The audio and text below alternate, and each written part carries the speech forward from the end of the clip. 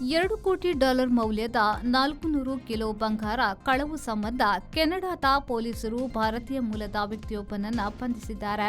ಕೆನಡಾದ ಪಿಯರ್ಸನ್ ಅಂತಾರಾಷ್ಟ್ರೀಯ ವಿಮಾನ ನಿಲ್ದಾಣದಲ್ಲಿ ದೊಡ್ಡ ಮಟ್ಟದ ಅಪ್ಪಟ ಬಂಗಾರ ಕಳ್ಳತನದ ಸಂಬಂಧ ಭಾರತೀಯನನ್ನ ಪೊಲೀಸರು ಬಂಧಿಸಿದ್ದಾರೆ. ಸಂಯುಕ್ತ ಅರಬ್ ಅಮೀರ್ರ ಒಕ್ಕೂಟದ ದುಬೈಯಿಂದ ಬಂದು ಇಳಿಯುತ್ತಲೇ ಪೊಲೀಸರು ಸುತ್ತುವರಿದು ಬಂಧಿಸಿದ್ರು. 43 ಪ್ರಾಯದ ಅರಸಲನ್ ಚೌಧರಿ ಬಂಧಿತ ಆರೋಪಿಯಾಗಿರುವನು. ಈ ಪ್ಯೂರ್ ಗೋಲ್ಡ್ ಕಳ್ಳತನದಲ್ಲಿರುವ ಇನ್ನೊಂದು ಹೆಸರು ಪ್ರೀತ್ ಪನ್ಸೇರ್. ಈತನು ಭಾರತದಲ್ಲಿ ಅಡಗಿರಬಹುದು ಎಂದು ಹೇಳಲಾಗಿದೆ. ಹಿಡಿಯಲ್ಪಟ್ಟ ಚೌಧರಿ ಕಾಯಂ ವಿಳಾಸವನ್ನೇ ಹೊಂದಿರಲಿಲ್ಲ ಎಂದು ತಿಳಿದು ಬಂದಿದೆ.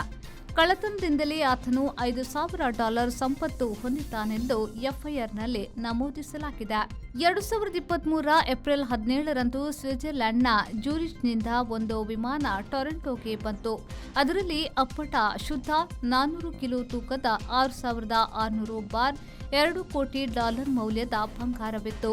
ಜೊತೆಗೆ 25 ಲಕ್ಷ ನಗದು ವಿದೇಶಿ ಹಣ ಇತ್ತು. ಅದನ್ನ ಎಗರಿಸಲಾಗಿದೆ.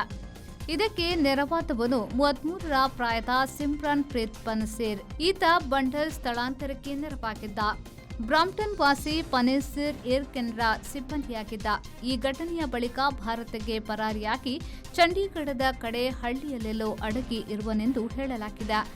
ಕೆನಡಾ ವಾರಂಟ್ ಜಾರಿಯಲ್ಲಿದ್ರೂ ಆತ ಪೊಲೀಸರಿಗೆ ಸಿಕ್ಕಿಲ್ಲ. ಇನ್ನೊಬ್ಬ ಆರೋಪಿ ಅರ್ಜಿತ್ ಗ್ರೋವರ್ನನ್ನ 2024ರಲ್ಲಿ ಟೊರೆಂಟೊಗೆ ವಿಮಾನದಲ್ಲಿ ಬಂದಿಳಿದಾಗ ಬಂಧಿಸಲಾಗಿದೆ.